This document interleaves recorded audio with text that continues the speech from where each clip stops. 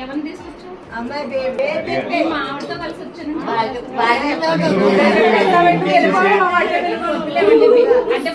అంటే చెప్పాడు బాగా చెప్పాడు. భార్యతో వచ్చాను. అంతే అంతే బాగా అన్నాడు. భార్య భార్య అన్నాడు భార్య అన్నాడు. నువ్వు కూడా అంటే వెళ్ళిపో. భార్య నువ్వు కూడా చెప్పాను.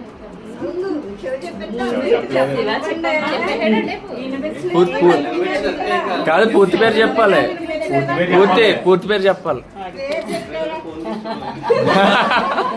అయితే పూర్తి పేరే కావాలి. పూర్తి పేరు కావాలి కనుక.